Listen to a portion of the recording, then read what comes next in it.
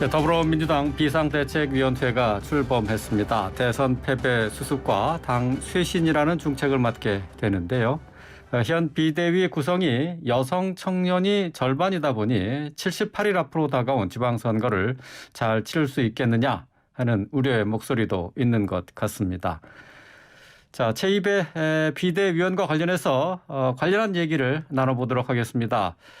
제2의 위원님 안녕하십니까? 예, 안녕하세요. 예. 최재입니다. 자, 어제 비대위 첫 회의를 했는데 여기서 쓴소리들이 많이 나왔던 것으로 알고 있습니다. 자, 현재 민주당의 가장 큰 문제 뭐라고 지적이 됐고 또 얘기가 나눠졌습니까? 예, 5년 전에 이제 현 정부가 출범하면서 80%에 이르는 지지율을 받았었습니다.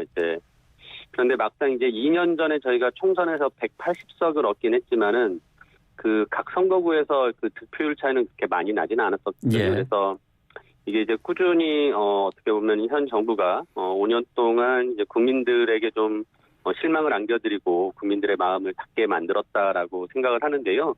그 대표적인 사례로 이제 본다면 이번에 저쪽 국민의힘당의 대선 후보가 윤석열, 최재형 이런 분들이었거든요. 예. 그러니까 이번 정부의 인사들이 결국 야당으로 넘어가서 대선 주자가 됐다라는 거는 이번 정부가 인사 실패를 했고 또 그 과정에 내로남불, 편가르기 같은 나쁜 정치를 보여준 결과였다라고 어제 그런 쓴소리들이 많이 나왔고요. 예. 또 특히나 이제 이런 정치 분야 말고 먹고 사는 문제에서는 아마 이제 부동산 정책 실패가 가장 큰 대선의 패배 요인이라고 생각을 하고 있습니다. 예, 그렇군요.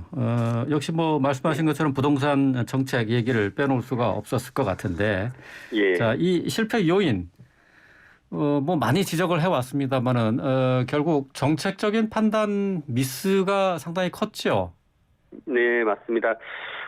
부동산 시장을 바라보면서 어떻게 보면 이제 우리 국민들이 대부분 빚을 얻어서 집을 한 채 마련을 하고 그 빚을 갚아 나가는 과정에서 또 부동산 가격이 올라감으로써 재산 형성과 증식을 하는 수단으로 생각을 하거든요. 근데 이게 일반적인 국민들의 마음인데 이런 거를 좀 잘 인정하지 않고 수요를 너무 억제시키려고 하는 그런 정책을 쓰다 보니까 결국 국민들의 생각과 동떨어진 정책들이 나오고요.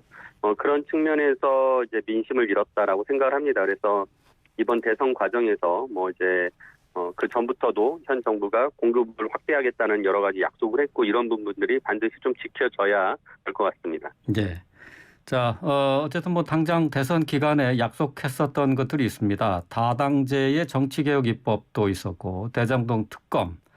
이 관련해서 민주당이 조속히 해결해야 한다는 얘기가 있었는데 어떻습니까?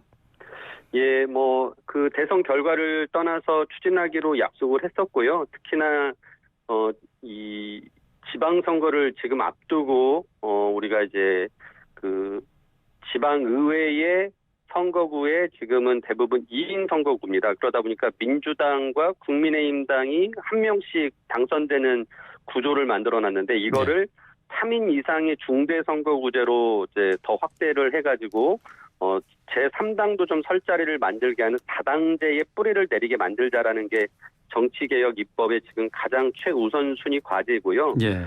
이거는 결국은 민주당부터 기득권을 내려놓겠다라는 국민들의 약속입니다. 그래서 이런 진정성을 우리 국민들에게 보여드림으로써 이번 지방선거에서 다시 좀 국민들의 마음을 얻고자 지금 노력을 할 것이고요.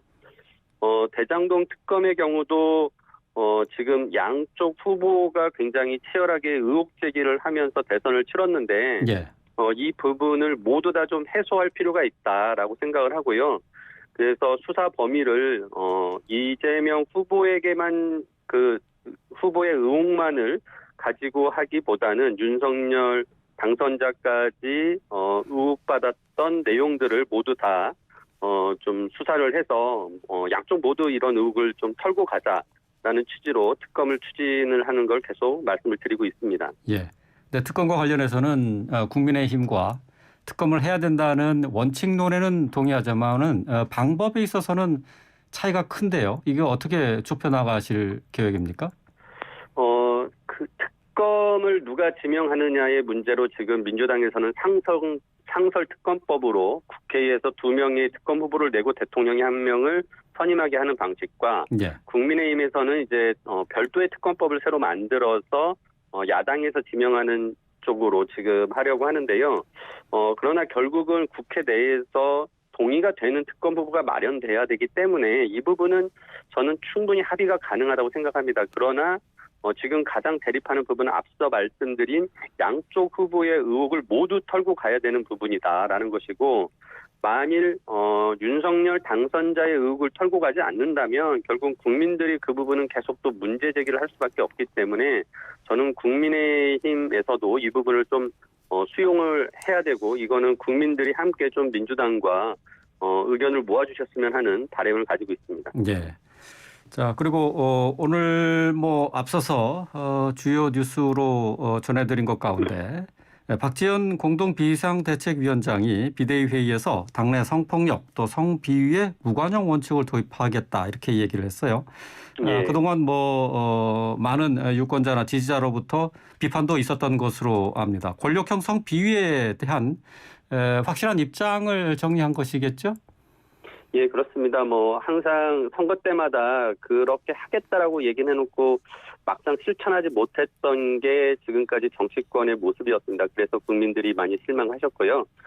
그래서 이번만큼은 진짜 민주당이 앞서 말씀드린 정치개혁과 함께 어떤 기득권을 내려놓고 정말 쇄신하는 모습을 보여드리기 위해서 그런 부분 성비나 이런 관련된 도덕성의 문제가 있는 후보자들을 내지 않도록 하겠다라는 한번 의지를 다시 한번 말씀을 드렸습니다. 네.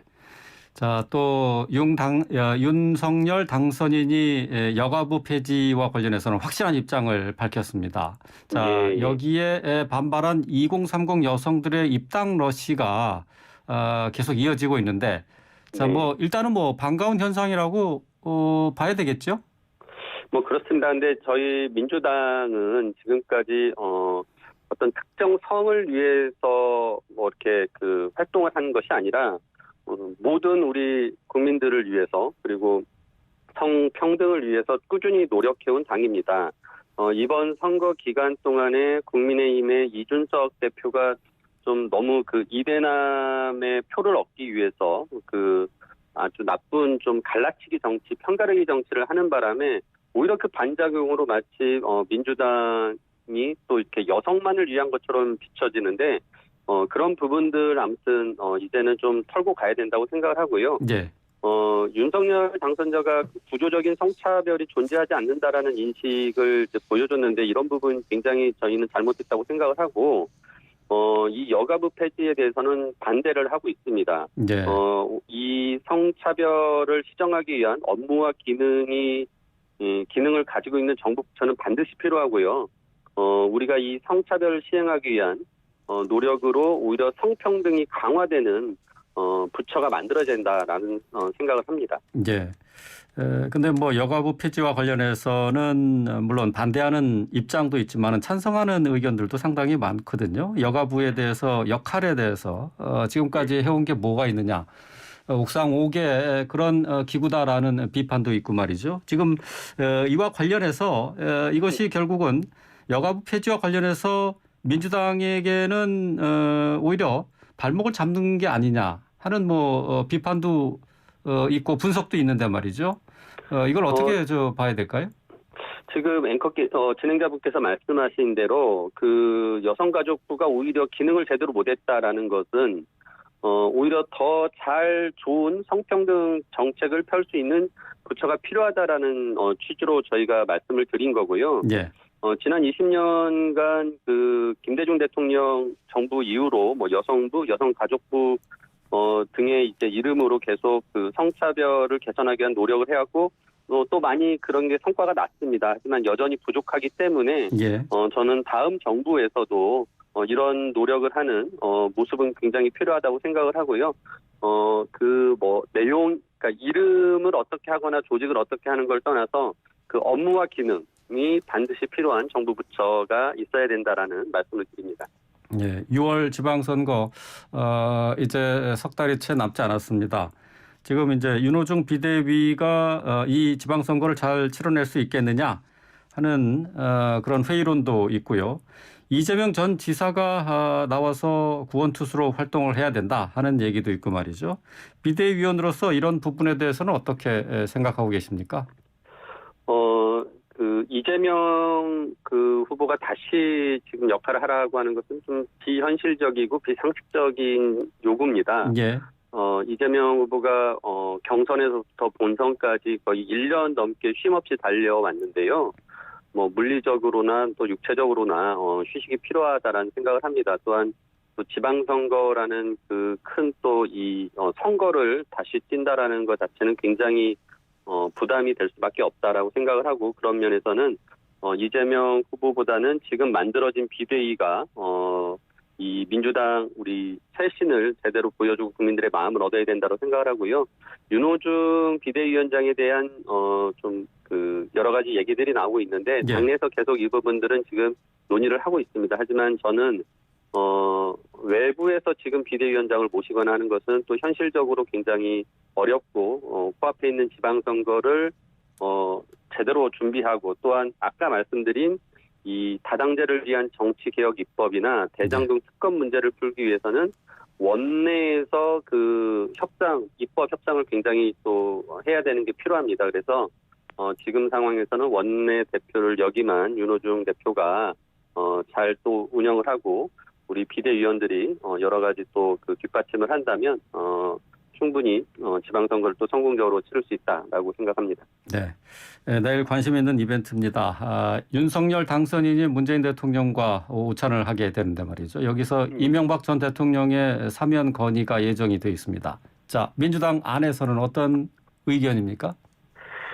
이미 지난번 박근혜 전 대통령을 사면을 할 때 이명박 전 대통령의 사면 역시 청와대에서 검토한 것으로 알고 있습니다. 당시에 결국 하지 않았다라는 입장이었기 때문에 지금 다시 그거를 현 정부에게 요구하는 것은 좀 무리가 있지 않나라고 생각을 하고요.